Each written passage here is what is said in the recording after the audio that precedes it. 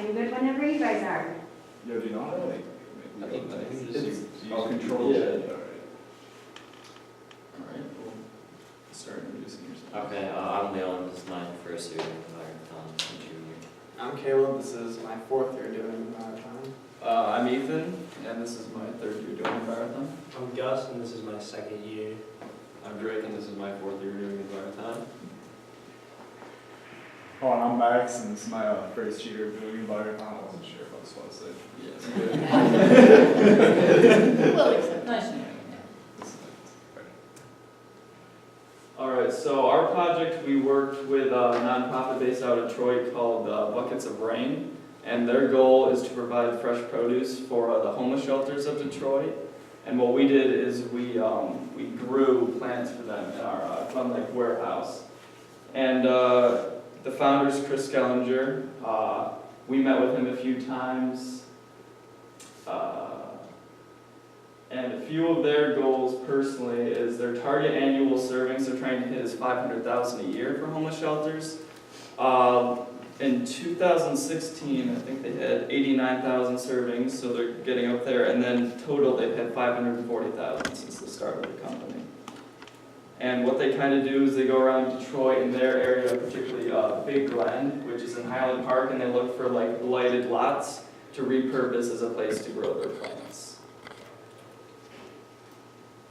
So yeah, Big Glen is the nickname for their garden, as it doesn't have any connection with like the Big Glen Lake up here. But Highland Park is a park in a neighborhood in Detroit. So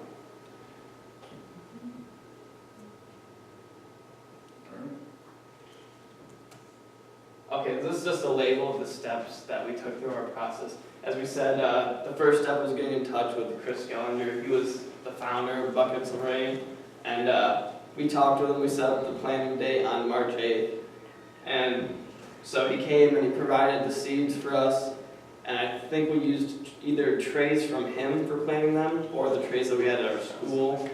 We had fertilizer there and stuff, so we got it all out. I think it was a few hours that it took us, and that was really successful, so they've been growing ever since March 8th, and then, yeah.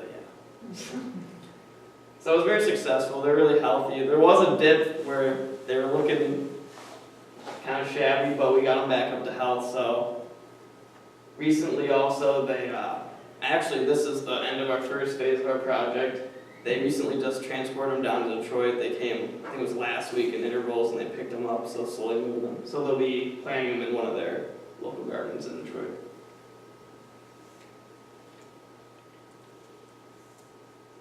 So a little background on what we actually did.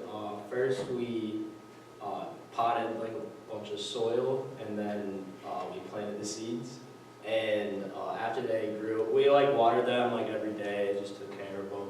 And then when they were ready to go, we, like Caleb said, Chris Gellinger brought his truck, and we put all the trays into his truck, and he transferred them down to Detroit.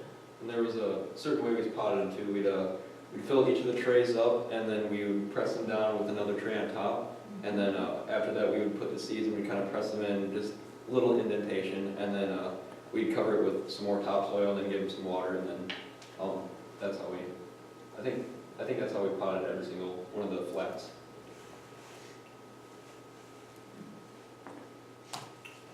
Throughout our project, we grew nearly 100 different flats, and some of the things we grew were tomatoes of the early growing Better Boy variety, kale, lettuce, squash, and zucchini. From start to finish, this whole process took about 2 months.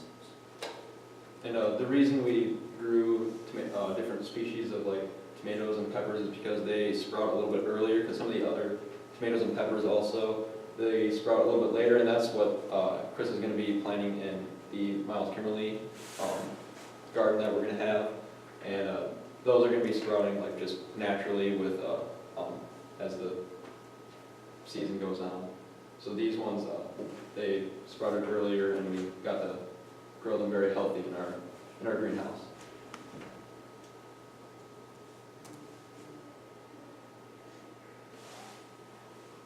So, Emily just mentioned with Miles Kimberly Park, it's a park right down from our school. I think I think we're actually planting on the other side near your barn, but what we're doing is we're taking those plants and we're planting some more. The soil right now is tilled, but this is the expansion that we were talking about where we're gonna go on this Saturday and we're gonna make a community garden. And we're hoping that like people see this, it's for the same purpose, it's for homeless people and so, or like homeless shelters, so we're hoping that we can get the community to like see it as they drive by, because it's right on the way to school, so we're hoping we can reach the community in that way too. Yeah, and speaking of community, Chris Gunder, one of his other goals down in Detroit is not only to grow food for the homeless shelters, but also to make social change in Detroit, since Detroit right now is kind of suffering in a few areas. He actually said our greater purpose is to drive social change in the communities in which we work.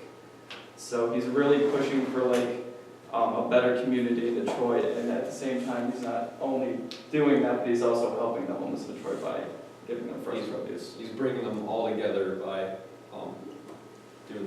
doing huge presentation, or I guess, of food and, just sort of bringing everyone together with, food. Everyone loves food, so.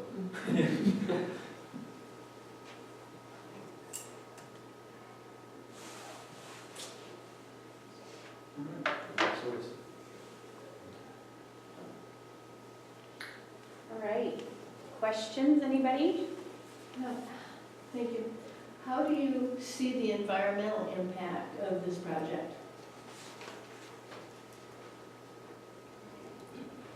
So, we're hoping that, like, first off, for the garden that's going in, the expansion that we're talking about, I'm not sure if that's land is being used at all right now, it's kind of just a field, we're hoping maybe we can revive it by planting there, maybe make some use of it, other than just a field that's not being used.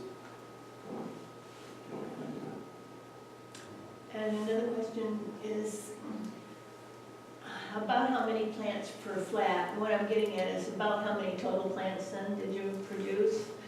How many per flat? Per flat, we had 60, like different little pots for each flat, or 30. It depended on the plant. Some like their space, some can grow crazy in different places. Then we'd plant.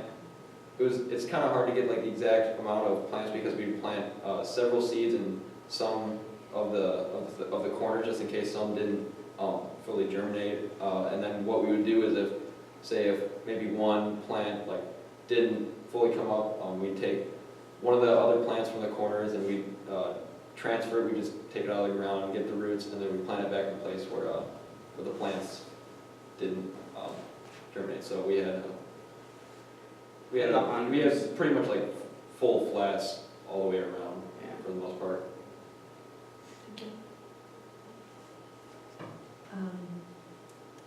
Did you guys have any costs involved in this project?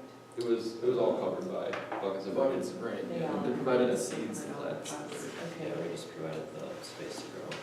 Yeah, we planted. And did you publicize this to your local community, what you were doing, and ask for support from them? Besides planning out in Miles Kimberly for the community to see, which we'll probably have to explain that a little bit more what's going on out there, but we didn't do any presentations to the community, no. And one other question that before, and with regard to backing up her question, did you investigate any local needs for utilizing maybe your Miles Kimberly Gardens or any other? Oh, we have not, but that's actually a very good idea, to like reach out to Travers, see if like possibly they're in need of food that we can donate to their shelters or something. Reach out to the community more. Well, and to that, how will you, care for the garden in the summer, and what are the plans for the produce that is being grown? So we're doing that on Saturday, and we're meeting with Chris Young, and he's kind of got the plans for the whole garden, so that'll kind of be displayed to us of how he has the plans on how we will take care of the garden, and he'll teach us what exactly we have to do to keep the plants healthy and growing.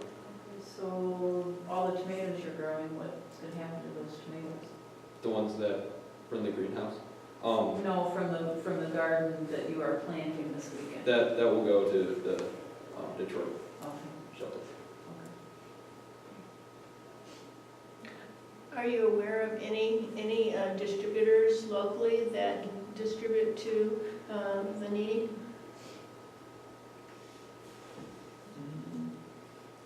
NFC Food Pantry, they have a food pantry up there. Do I think so, Yeah.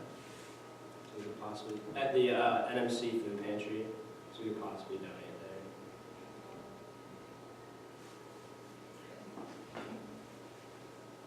I'm all set. Okay, thank you. Thank you. Thank you. Thanks, guys.